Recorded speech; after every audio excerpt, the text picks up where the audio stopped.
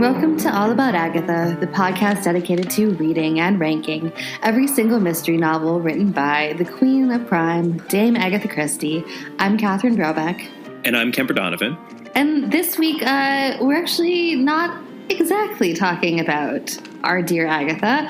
We are talking about something that is very much related to her. We are lucky enough to have on this week the great Sophie Hannah, who most of our listeners will know as the author of the continuation Poirot novels. And there are 3 to date, the last one just having been published in the States a few months ago. So we are going to talk to her about all things Agatha, of course, as well as her award-winning and illustrious career, writing everything from poetry to children's fiction to a large number of psychological thrillers, in addition, of course, to our beloved Poirot. So we could not be more thrilled to have Sophie on. She's been a great friend to us, and while we have long loved our Twitter conversations with her and other exchanges, this was a wide-ranging and I hope for you guys insightful conversation into the writing process and into mystery novels, and also, as it turns out, How to Hold a Grudge, Sophie's other new book. I just wanted to note that Sophie really has been a longtime friend of the podcast. We met her all the way back when we traveled to Cambridge so many moons ago. She was so welcoming then, and we are just so excited that we finally can have her on the podcast. We've been meaning to do this for a while, and those Poirot novels, which some of you will be familiar with, are the Monogram Murders, Closed Casket, and then most recently The Mystery of Three Quarters. And we won't be covering them on the podcast since, of course, they are not Christie novels per se, but as Catherine noted, I would imagine many of you have read them or at least are aware of them. So let's get right to the conversation. And as usual, this was a transatlantic phone call. I think we've sorted our telephonic sound issues to at least a reasonable degree at this point so that you will be able to hear the conversation that we had, fingers crossed. And let's go to it. Let's go to it. I want to say thank you so much. We're so excited that we're able to get you on the phone. Yeah, you're writing about grudges, Sophie. Next year in America it's coming out. It's a self-help book called How to Hold a Grudge. And it is genuinely and sincerely saying that if we allow ourselves to hold grudges in the right way and the right kinds of grudges, then it actually makes us happier and makes the world a better place and enables us to be more forgiving. Lots of people think of holding grudges as the opposite to forgiving someone. I'm arguing that if you hold the kinds of grudges I think we should all be holding, it actually makes it easier to forgive much more quickly and readily. In most crime novels, grudges are acted on in a negative way. So in crime novels, people form grudges and then use them as an inspiration to commit murder. That's definitely not what I'm advocating in my book. I'm glad that we have that out of the way. That you have not actually secretly written a guide to murder. Definitely not. I'm really just talking about turning each grudge-sparking incident into a story that you can then look at and think, right, what can I learn from this? And it's also just giving yourself permission to say, you know what, someone treated me badly, and that matters.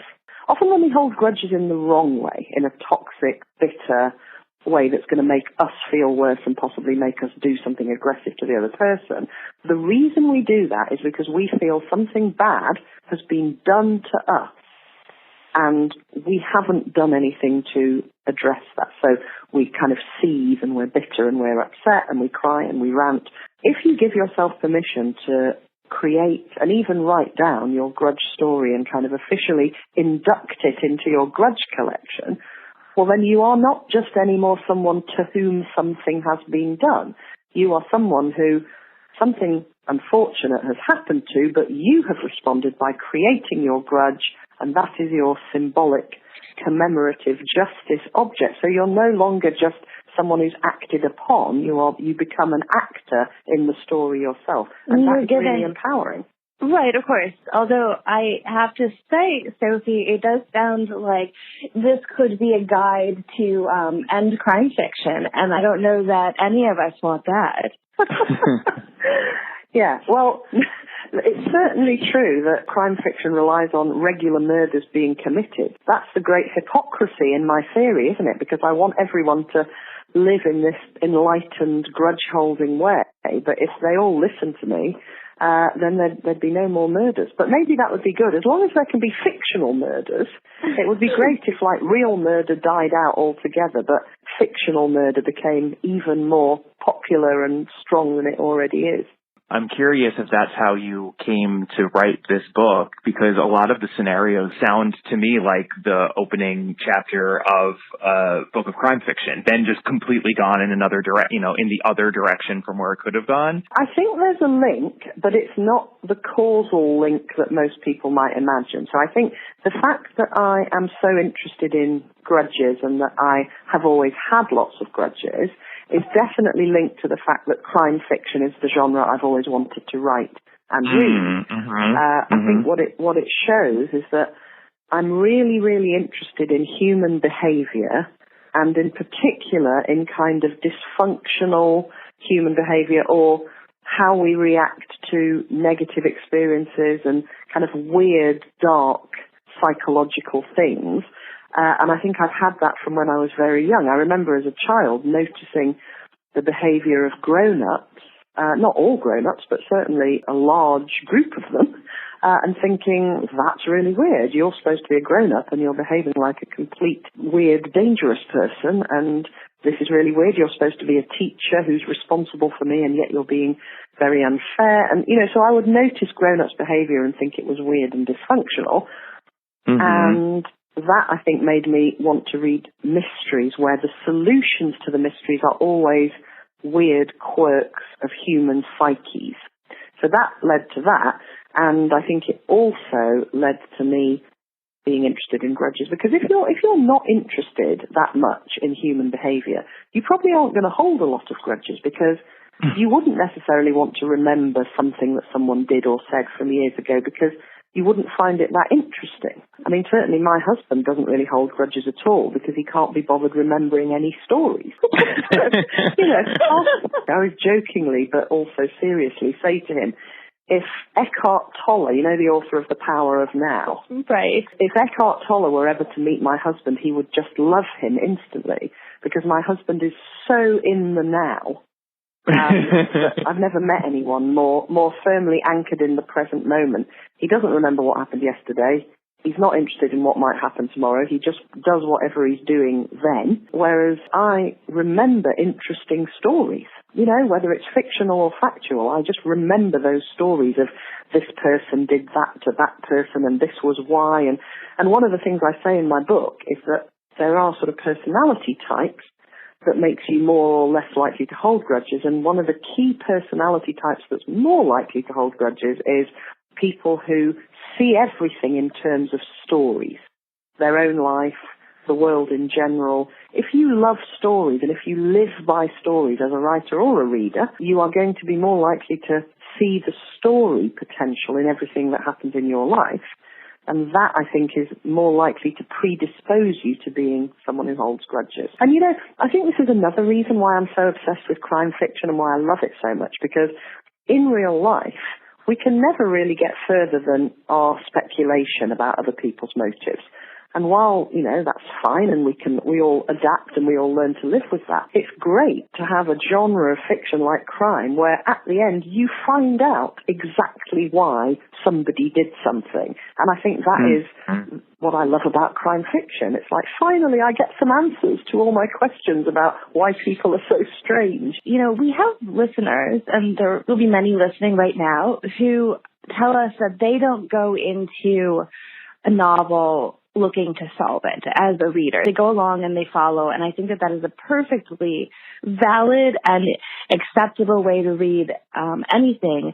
But there are, of course, always those readers, and I would count myself amongst them. I believe Cuthbert also would, where you go in looking for the mechanics. And I'm not saying that to pull it apart. I'm saying that it's active.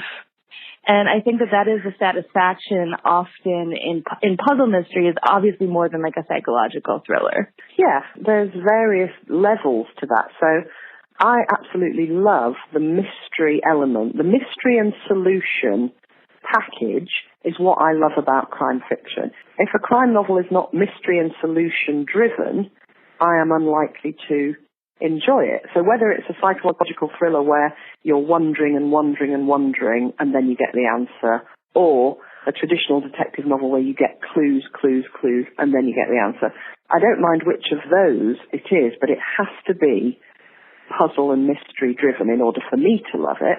But I don't necessarily try in an active way to solve the puzzle before the detective or before I get to the end. What I normally do is just read in a very alert and conscious way, noticing as much as I can, and then sometimes I will think of the solution before it arrives, sometimes I won't. So I think I'm kind of halfway between actively trying to solve the puzzle and not trying at all. Because in a way, one of the great comforts of reading, say, a Poirot or Miss Marple novel is that you know that you can kind of be alert but in a relaxed way, because if you don't pick up everything, they will. So right, of course. You know, you want them to be doing most of the work, but it's still satisfying to, you know, follow it and just see if you notice anything. So I think that's the spirit in which I read crime fiction. I was just thinking about Hannah French's In the Woods, because that is a book that does have a mystery, a proper mystery in it, in that it's in the present day and a body is found. And it is solved. There's a culprit at the end, but the actual mystery of the book, the actual mystery is what happened in the woods in the 1980s. And we don't find out. There's no solution. There's no answer. We're left at the end of the book with absolutely no more idea of what happened than we did on page 1. And I know that has frustrated historically a lot of readers, and so I'm wondering where you come down on something like that. Well, I think it's interesting. I don't think you can sort of say something like that, because my view about anything that's left ambiguous or unsolved at the end of a crime novel will differ from book to book. I love In the Woods. I mean, I just absolutely adore that book, and I actually adore all of Hannah French's books. She is probably my favourite living crime writer. The one thing I would disagree with in what you said, Catherine, is that I don't see the actual mystery as being what happened in the woods. I read that book as being kind of fairly equally divided between the two. So there is the mystery of what happens in the woods, but there's also the mystery of who committed this particular murder now. And I felt that that ending worked beautifully, because the part that was solved satisfied my need for closure, and the part that wasn't solved, she did it in a way where it felt okay that it wasn't solved, and where it felt almost as though to solve that as well would have been too neat. And that is actually something I try to do. Well, I don't know whether I try to do it, but it's something that I notice happens in a lot of my books, and I like the fact that it happens, and so I try to keep that feature. I think if you give readers absolutely everything neatly tied up, that has a sort of oxygen-sucking, airless feel to it, where it's like, this is everything. You have every possible answer. There's nothing left to wonder about.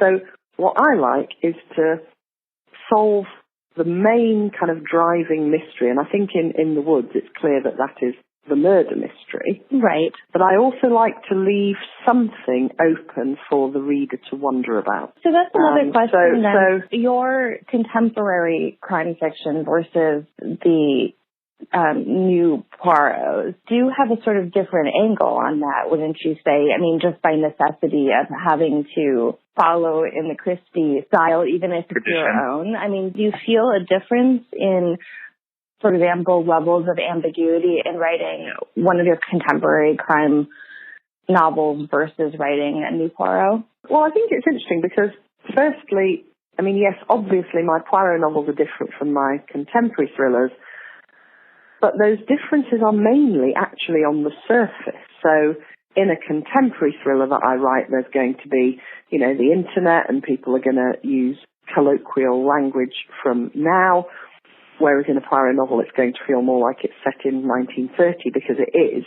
But the differences, I think, are quite superficial because what I realised when I was asked to write Poirot novels is that I was already writing a kind of model of storytelling that I'd inherited from Agatha Christie because she'd been my favourite crime writer since I was 12. So I was already doing Christie-ish things in terms of my storytelling blueprint and model and tendencies.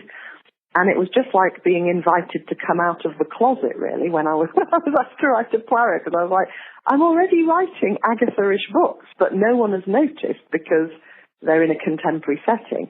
So in terms of levels of ambiguity, I wouldn't actually say that that's different in my Poirots from in my non-Poirots, because in both, I always solve the central mystery. You always know who murdered who and why, but there's just something else, usually, for you to wonder about. So, I don't know whether you will remember this, but certainly, and this isn't a spoiler, at the end of the Monogram murders, my first part, I absolutely know who killed whom and why, but there is a discussion in the very last scene between Poirot and Catchpool about whether one of the deaths in the book was a murder or not. So the reader knows exactly why that death came about and who was responsible for it. That's all been revealed already in the denouement scene. But Poirot and Catchpool are nevertheless able to argue about whether it was a murder, a suicide, a self-defense killing, and no conclusion is reached. They disagree at the end of the book. And I've had so many letters and emails from readers saying, well, which do you think it was? You raised this issue, and then you don't tell us. And I find that really funny because, I deliberately don't come up with a sort of, the book's definitive take on that question, because that is the ambiguity at the end that I deliberately wanted to create. And so when people write that to me, I say, if you're asking, because a lot of people write and say, what am I supposed to think? Am I supposed to think it was this, or am I supposed to think it was that? And I will always write back and say, if you're asking me what you're supposed to think, there is no answer. You're supposed to think whatever you think about that question. But if you would like to know what I personally think, then I'm happy to tell you. And often they will then, sometimes they don't write back, but often they'll write back and say, yeah, that's what I mean. That's what I mean. I want to know what you think. Now, that's really interesting as well, because what I think is not necessarily what anyone else is supposed to think, and that's why I didn't put it in the book. Right. That's an interesting point. It's an interesting point, and I'm fascinated by that and by your read of Christie, because I suspect that a lot of people listening to you say that your contemporary thrillers and your Christie books are both doing the same thing, just not on the surface, in that you're leaving some ambiguity, would say, but wait a second, there's zero ambiguity in an Agatha Christie novel when you finish it. And I will already precipitate what I believe you would say to that, and then you can let me know what you actually think. But what people discount about Christie is that there's often so much more going on in terms of character than she's ever given credit for, that there's intrigue, there's interest, there's uncertainty around. Sometimes it's the love lives of these people. Sometimes it's what exactly happened or what is going on with them. And we're not sure how everything is potentially going to end up. So yes, even though the puzzle mystery has an airtight ending, there is actually some ambiguity in Christie if you really are reading them closely and considering what's happening. Is that what you mean? Or what would be your response to someone saying, well, is there really any ambiguity in a classic Christie? Yeah, so I agree completely with everything you've just said. I think, yes, she writes these tight puzzle mysteries where everything is solved, but there is so much more than that. There's so much kind of philosophical, psychological, human nature stuff to wonder and think about. I think she's a really intellectual writer. I mean, I think if you read her books, and, let's say you read them when you already know every detail of the plot, there's so much more in there to wonder and speculate about to do with the characters. I think she's a proper, serious writer about the human condition, and there's lots of kind of moral philosophy that you can analyze when you read her books. So, yes, you get the answer. Here is the murderer. This is why they did it. Off they go to take some, cyanide in another room. Thank you very much. That's all neatly tied up. But you're often left wondering and speculating about the characters and other little aspects of the book and just little fascinating details that kind of open out whole vistas of human psychology. So absolutely, I would agree with that. And I think also what I meant when I said I was already writing in a Christie-ish way is that so many of the priorities that her novels clearly have, and that I loved about her novels when I first read them as a teenager, I just sort of took those in as my blueprint of what the ideal crime novel should be and do. And so when I wrote my first crime novel, Little Faith, which is about, on the surface, it's not a sort of classic detective novel at all. It's about a woman who insists that her baby has been swapped for another baby. Mm-hmm. And no matter how many people say, don't be ridiculous, it's clearly your baby, no one believes her, but she just insists that while she was out of the house, somebody has swapped her baby for another baby. It's such a good book. That in itself, such a Christie hook. Well, but you see, it's a Christie hook. So I, without even knowing it, without being aware or conscious of it at all, I just loved all the kinds of things Christie did. And so when I started writing crime, I tried to do them too. I didn't really try to do them. I just found that was the kind of story I was drawn to. And so what are the elements of that? Well, one of them is the massively weird and intriguing plot hook. Lots of murder mysteries, not by Agatha Christie, just start with a dead body and a policeman who has to find out who killed the dead body. So, okay, that's quite mysterious, and you do want to know who did it and why. What Agatha Christie does so often and so brilliantly, and I would say this is one of her hallmark brilliances, is that she starts off with a mystery that's so weird that the reader cannot even begin to speculate why that might ever happen. So, great example of that is A Murder is Announced.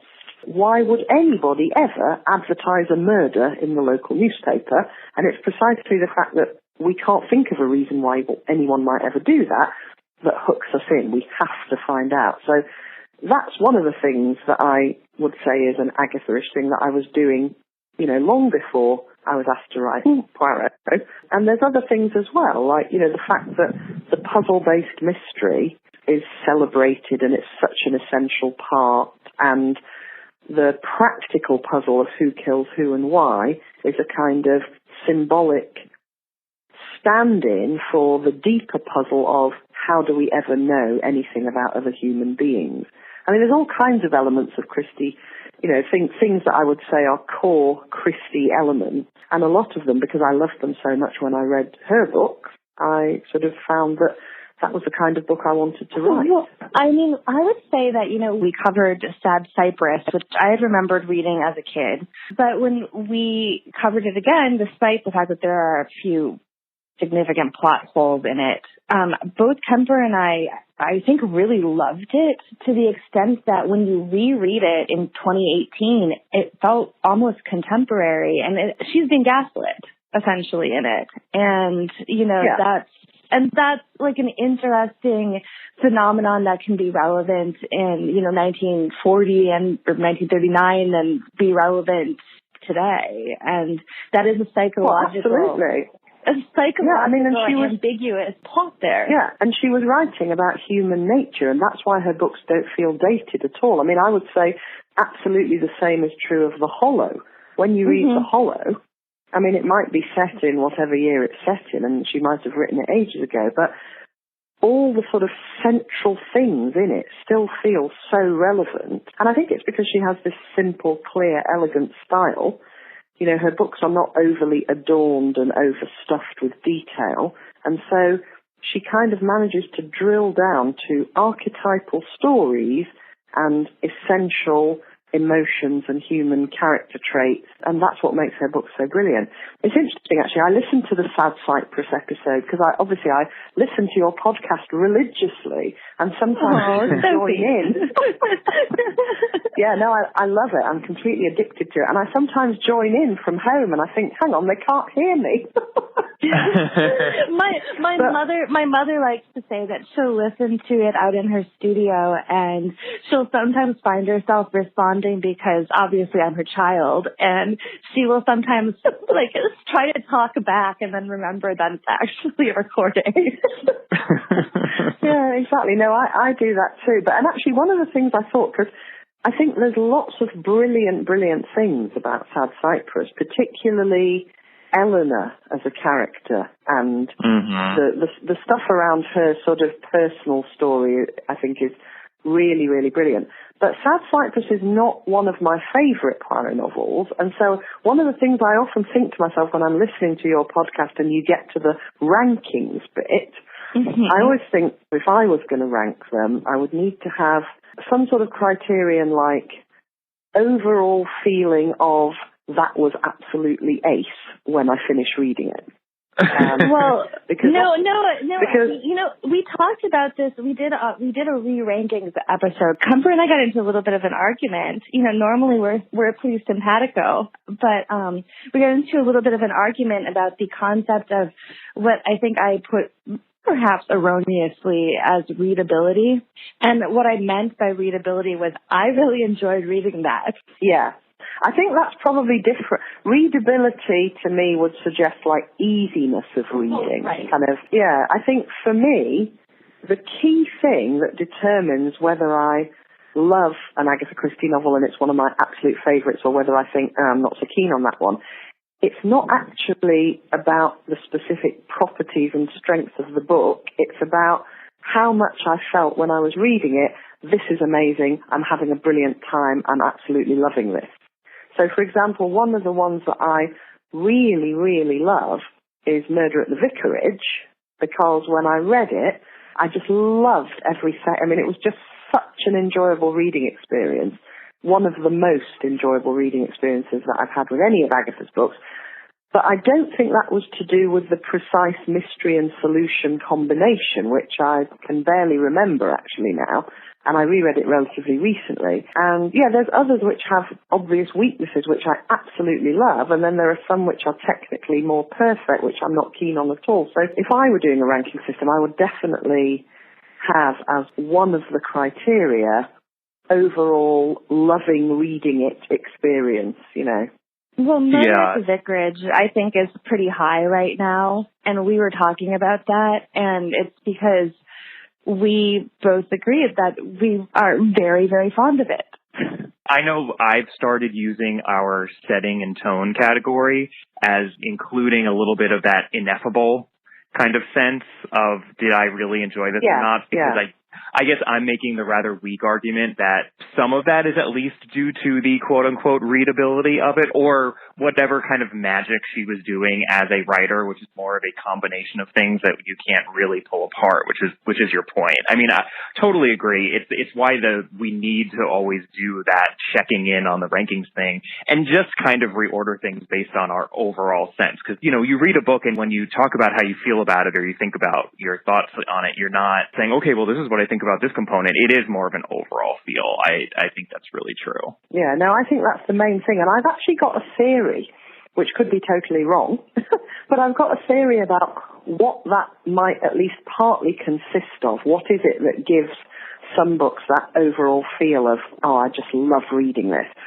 And I think it coincides with when Agatha loved writing that particular book and when her full heart and enthusiasm is in it. So I think I can detect in all of the ones I love most a sense that Agatha was loving writing that particular book. Yeah. I think also I can detect when Agatha's thinking, you know, well, this is fine, but I'm not massively into it. And also when she's thinking, oh, I'm really hating writing this book, I wish it was over.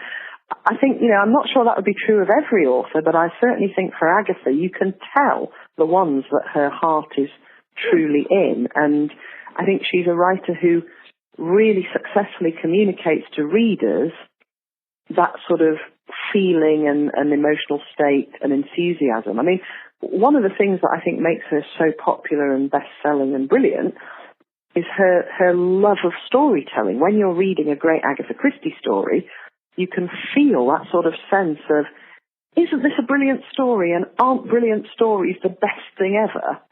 Yeah, so isn't when this so that much fun? enthusiasm Aren't you having so much fun? Yeah, and when that enthusiasm is missing at her end, then often it's missing at the reader's end as well. That's my theory. Well, I think that to go back to your Sad Cypress point about how it's not your favorite Poirot, I mean, we talked about this, is that she was forced to insert Poirot into it. She didn't want it to be a Poirot. Well, and I think I was going to bring up Sad Cypress too, because I think that's such a good example, because I think there are some Agatha Christie's in which puzzle mystery master, as she is known, the puzzle mystery is a little bit weaker. But if it's a story filled with characters that she was excited to tell and that she was invested in and interested in, the novel generally sings. And that's Sad Cypress. I mean, Sad Cypress is such a flawed book from a plot standpoint, but you can feel the joy and the sort of passion with which she was writing that novel, which is why it works. And I think it's why I mentioned it briefly when we were doing that episode, but in the Laura Thompson biography, she talks about some Agatha Christie mysteries that actually feel a little bit more like Mary Westmacott's. And it's such an odd way, but I know what she means, because Christie wrote those Mary Westmacott's just as an outpouring of the heart. I mean, she obviously wasn't doing them for money. She wasn't putting her real name on them. She was doing them because she felt passionately about telling that specific story about those people and whatever emotions they were feeling. And in some of the more ho-hum puzzle mysteries, you can feel that is not happening. I agree with you 100%. And then in others, even if the plot isn't chugging along as well as it normally does, you can feel that passion, and it does work. So Sad Cypress right now, I think, is the best example we have of one of those novels. I think another one that you had identified, we were chatting a little bit over Twitter about it, was Dumb Witness. I think you would probably make the argument that you can feel the same. I love Dumb Witness. I really love Dumb Witness, and it's been a while since I reread it, but not that long. I reread it maybe about 2 years ago, and I found it so massively enjoyable. I just really loved it. So I was really surprised when it didn't fare better in your rankings. But yeah, it could be that it's one of these where on paper it's flawed, but it's just a very enjoyable reading experience. We upset a number of people with Dumb Witness, it turns out. You're not alone, Sophie. But I never get upset if I disagree with your ranking. I don't mind at all. I just think it's really interesting when people have all these different views. I mean, one of the things I love about the podcast is the way the two of you will sometimes disagree, and I find that really interesting, because then I always think, oh, okay, now we've got 3 points of view. We've got Catherine's point of view, Kemper's point of view, and I've got a different point of view as well. I also just want to stick up for another one that I know you're not very keen on, Catherine, which is 3-act tragedy. I absolutely love 3-act tragedy. Might even music be in to my ears, Sophie. Let me tell you why. So Please firstly, do. I found the experience of reading it really massively enjoyable. So if we're going to introduce the criterion of the wow factor of readability, then it was one of the ones I enjoyed most.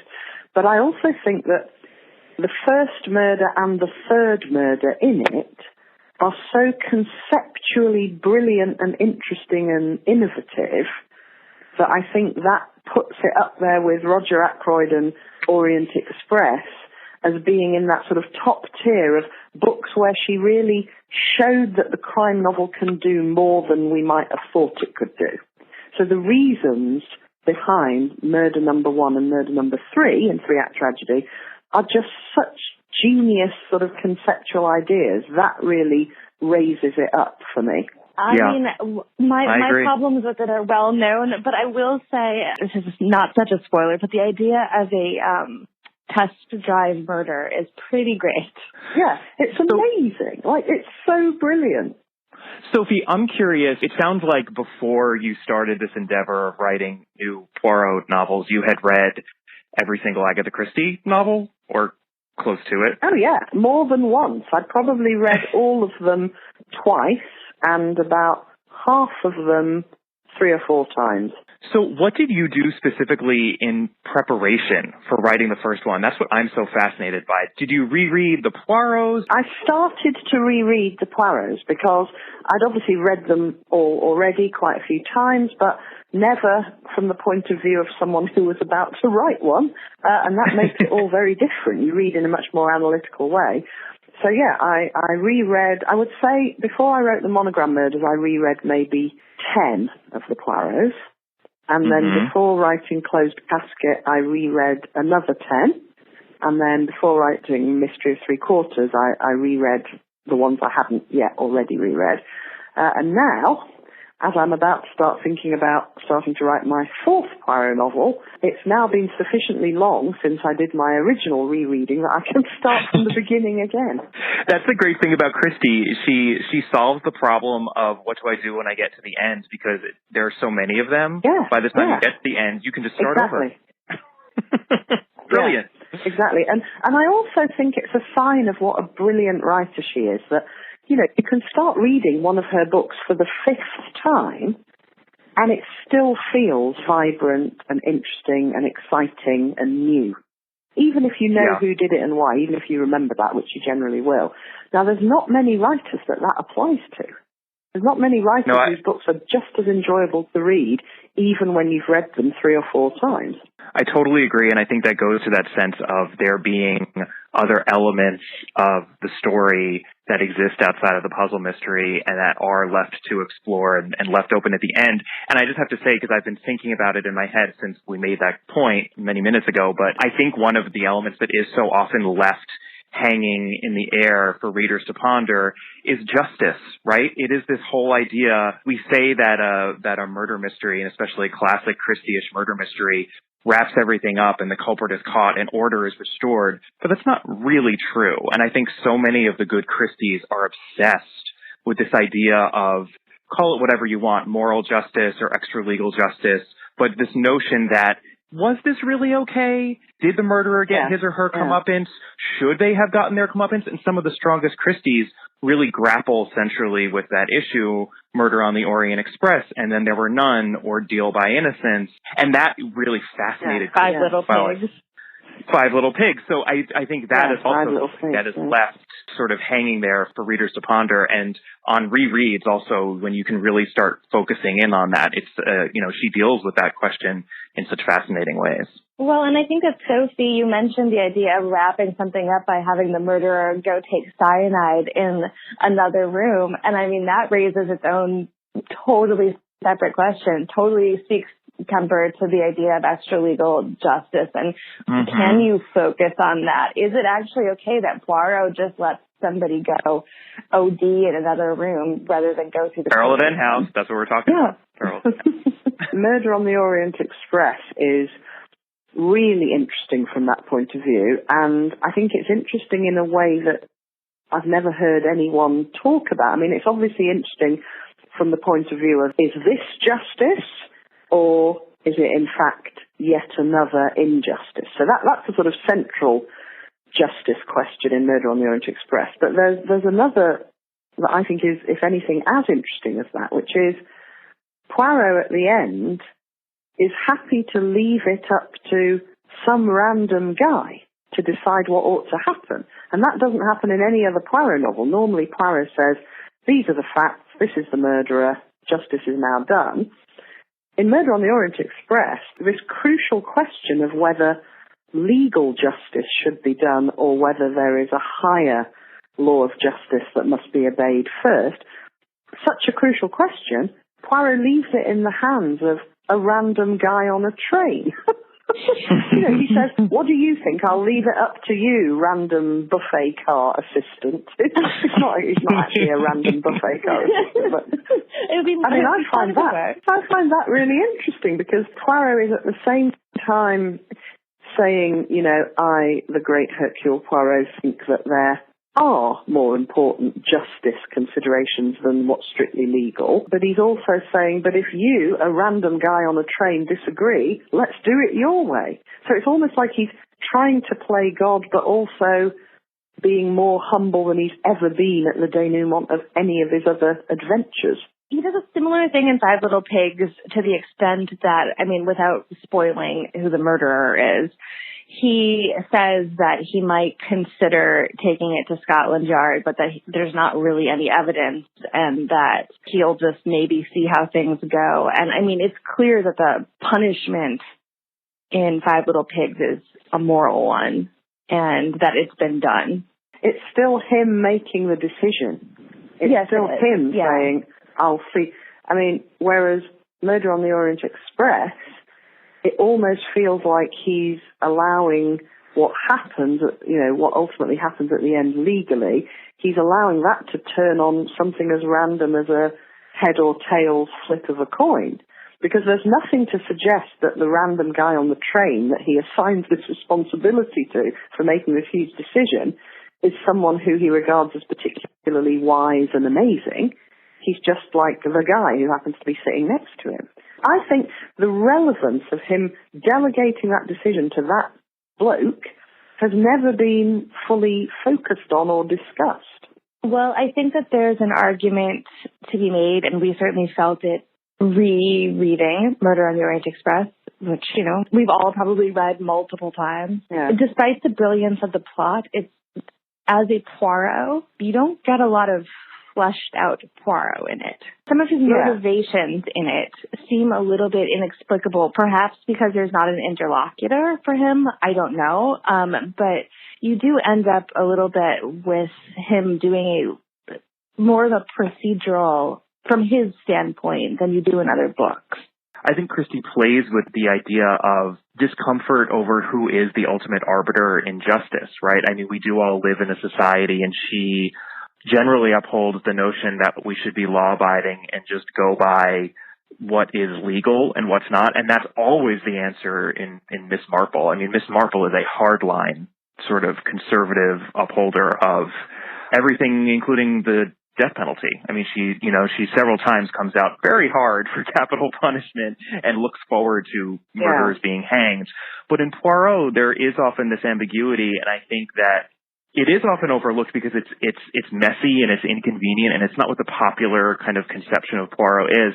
And I think in Murder on the Orient Express, it's particularly uncomfortable and uncertain, both because it involves everyone, so it's a particularly morally messy issue, but it also involves the murder of a child.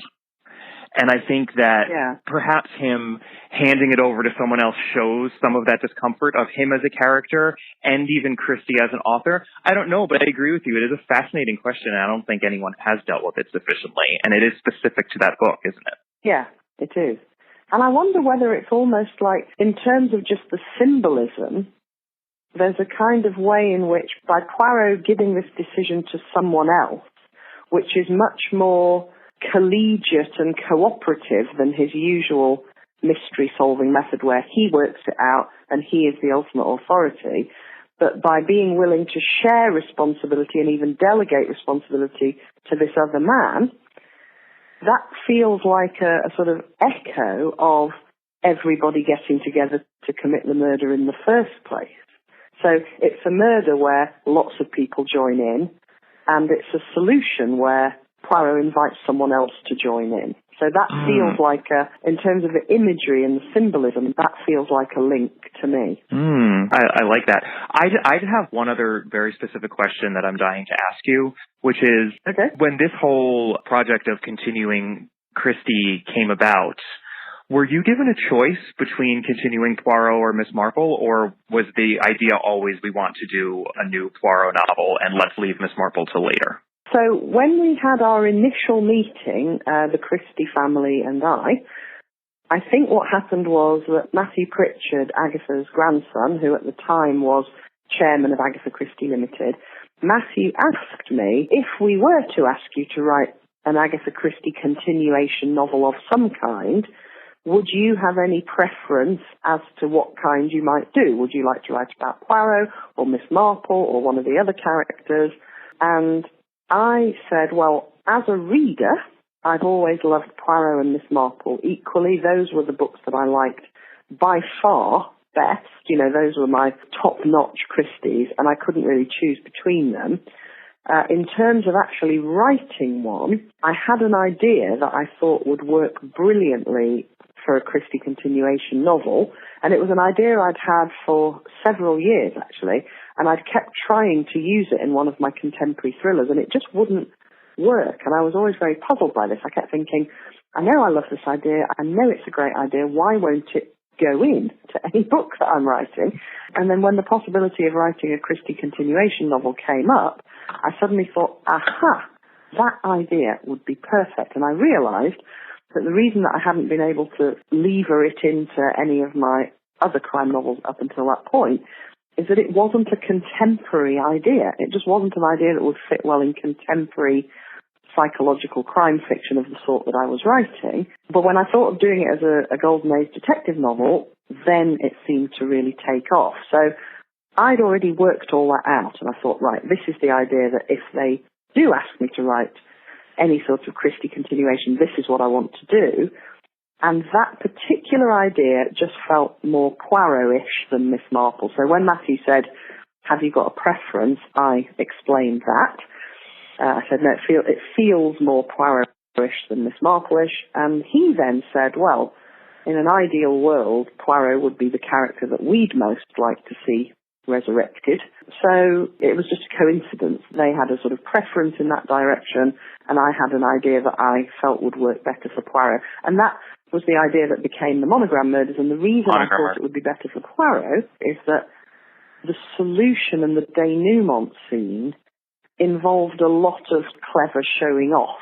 I knew there would be lots of, it looked as if this was the case, but no, that was the case. And a lot of grandstanding and ideally a big audience to be impressed by this clever solution. And that all just felt much more Poirot than Marple to me. Absolutely. Is there a possibility of ever doing a Miss Marple in the future? Well, I've always said, when it was announced that I was going to be writing a new Poirot novel, lots of people asked me almost immediately, would I ever consider doing a Marple? And I've always said, I still feel that I just shouldn't ever write Miss Marple, because taking on Poirot felt like a really big deal, and it still feels like a big deal and a big responsibility to be writing new Poirot novels. And I just sort of instinctively, it's not even a logical thing, I just really strongly feel that I shouldn't ever write Miss Marple, and that if the family would like new Miss Marple novels to be written, then that's an opportunity for somebody else who loves Agatha Christie to step in and do a Marple. I think that would be great, but I definitely feel it shouldn't be me. I don't think Poirot would like it. Apart from that, he wants this author all to himself. Yeah, I think he probably does. I am curious where you come down on the more thrillerish Christie, which both includes Tommy and Tuppence and then some of her more early thriller kinds of novels. We love all Christie. I think it's pretty fair to say that both Catherine and I prefer the more straight ahead kind of puzzle mystery Christie and the slightly more mature Christie going into the 30s and beyond. But there are these fun, madcap, adventurous 20s thrillers. Spunky young girl element, I think we have affection for young. There are things to appreciate about them. Absolutely. Yeah. I would say, I love all Christie, but I massively, massively prefer the mystery puzzle ones. If there's an element of spying, adventure, and jewel theft, then I'm less keen. And I massively prefer Poirot and Miss Marple. In fact, Poirot and Miss Marple and the best of the standalones, so Crooked House and Endless Night and books like that, those are my top favourites. And then among the more sort of adventure, spy thriller ones, there are ones I like, but there aren't any of my absolute favourites in that category. Tommy and Tuppence, I'm very, very keen on By the Pricking of My Thumbs. Yeah, I really love that one. But that's the only one that isn't a Poirot or Marple mystery or a standalone mystery puzzle one that I would put in my top favourite category. And The Hollow is probably your favourite of all of them? Currently. So I always change. It's really hard to have a sort of stable favourite when I reread them as often as I do. But currently The Hollow is my favourite. I think that is an absolutely brilliant novel. It's just on every level, the characterization, the relationships between the characters, it feels so real and vivid, and it's just brilliantly written, and the mystery puzzle, I think, works brilliantly. So that's my current favourite. But then I've got other regular favourites that rotate. So I adore Murder on the Orient Express. I adore Evil Under the Sun. I think that is fantastic. That's definitely top 3. I absolutely love After the Funeral. And weirdly, I absolutely love Appointment with Death. I don't think it's one of the best at all, but it's one that I particularly love because that portrait of purely psychological coercive control is so brilliantly done. So well done. The narrator character. She gives me the willies every time I reflect on it, even when we were redoing our rankings and we were thinking about her. You can feel the hairs on the back of your neck stand up. Yeah, no, she's brilliant. And I would say 3-act tragedy would be one of my favourites. What's your favorite Marple? Oh, okay, Miss Marple, there's loads that I just love. So I love Murder at the Vicarage, I love A Murder is Announced, and I love Sleeping Murder, and I love The Body in the Library. So those 4 are my top 4 Marples. And then the standalones are just amazing. I mean, Towards Zero is so brilliant. She's just like almost implausibly brilliant. When you think about how many great books she wrote, it's really quite weird. It's weird. It's like she was a supercomputer or something. Like she had like the brain of a supercomputer that just has much more ability and bandwidth than a normal human. It is weird. I agree. Yeah, in the best absolutely. of ways. And then there are some that I can see are really good, but I don't feel much affection for, and I don't love reading them, and I feel guilty. I'll tell you the 2 I feel guilty about not loving more. Cards on the Table. It's doing everything right. It's a great book, but I just don't enjoy it that much. I'm not sure why. And Death in the Clouds, I don't massively enjoy either. And then there's other ones that I can see are deeply flawed, but I really love. I really love Lord Edgware Dies. I can see what's wrong with it, but I just love it. I feel that in some ways it's like everything Christie-ish about Christie just multiplied to the max. And I love it for that reason. And I also love the murderer character. That character of the murderer I just think is so well done. So I think that's one of Christie's most vivid murderers. So I love that book for that reason. And I love Murder in Mesopotamia, even though I completely agree with your analysis that it's one of the few Christies where the solution, I'm willing to believe in anything that is scientifically possible. So, when people say, and then there were none, Murder on the Orient Express, oh, come on, it's so implausible it would never happen. I would always defend that. I would always say, actually, there's absolutely no reason why that couldn't happen scientifically. And human beings are very weird, and therefore that could absolutely happen. With Murder in Mesopotamia, when I got to the end, it was probably the only Christie where I thought, oh, come on. I wanted to ask you another question when you were talking about Tommy and Tuppence, because you mentioned By the Pricking of My Thumbs. They're old in By the Pricking of My Thumbs, and they're the only Christie characters who age. Yeah. Everybody else is like in a permanent state. Their aging slows down, doesn't it? I think fictional detective years are the opposite of dog years. So dogs age more quickly. Detectives in novels age much less quickly. I was curious what you thought about the idea that Tommy and Tuppence are the only characters that Christie wrote who aged. It's interesting because Poirot and Miss Marple are almost sort of like superhero characters, aren't they? They're just there on the scene when needed, as if by magic when there's a murder to be solved. So it feels right that they don't sort of age in that obvious way. But maybe she saw Tommy and Tuppence as having more in common with the ordinary people that they are in books with. So they are just people like the other people in those books that they're in. Whereas Poirot and Miss Marple are definitely not just people like everyone else. They are crime-solving superheroes with this kind of amazing, almost magical mystique about them. And so it feels right that they should age at a different rate. So that was our interview with Sophie Hannah, who we, again, were so thrilled to be able to chat with. And I think, as I had said to Sophie as we were wrapping up, we could have easily gone on for another hour talking about the things that the three of us were all very much interested in. And we will hopefully have her back on again relatively soon. I think to say we could have gone for another hour is putting it mildly. I probably could have gone for another 4 hours. As listeners know, we, the two of us, certainly have no problem gabbing away about all things Christie, but adding Sophie to the mix was just almost too much of a delight. But I hope that listeners enjoyed it as much as we did having the conversation. I also like that where we ended that conversation, Sophie's dogs made a guest appearance, because if you listen to the recording of Agatha Christie doing some dictation that comes with her autobiography as a downloadable extra, you can hear her dog barking as well. So it feels appropriate that we were able to get a bit of a canine cameo in there at the end.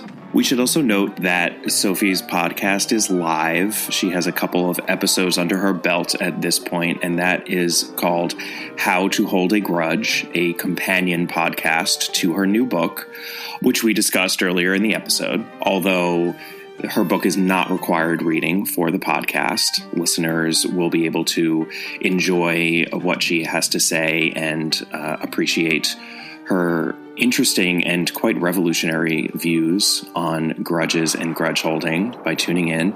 And you can do that on iTunes or Spotify, or I believe anywhere else. It is free to download, just like our podcast. So definitely take a listen to that. Join us next time for Triangle at Rhodes. That is a Poirot short story, and one that we mentioned in our Evil Under the Sun episode because it has a lot of striking similarities to that novel and was published a couple of years earlier. So we figured it was a good time to cover this mid-30s Poirot story. And of course, it's David Suchet adaptation. Very excited for that one. We'd of course love to hear from you, as we always do. So take a moment to email us at allaboutthedame@gmail.com, or you can find us on Twitter at allaboutthedame. You can also find Sophie herself on Twitter at Sophie Hannah, SophieHannahCB1.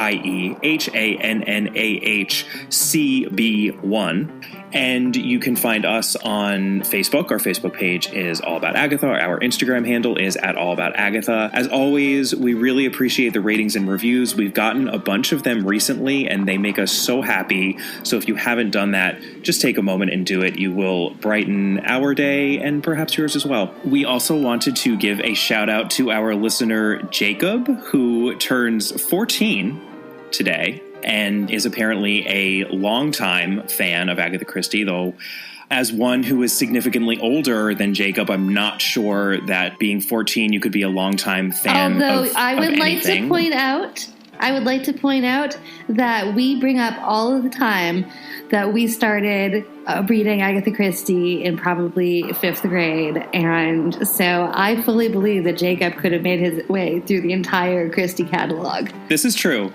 Jacob, we are one with you. We just wanted to wish you a happy birthday and many more happy reads of Christie, whether they be first-time reads or second-time reads or third or fourth or maybe fifth times. She truly is the gift that keeps on giving. So happy birthday. Happy reading and happy birthday. And we'll see you next time. Bye. Bye.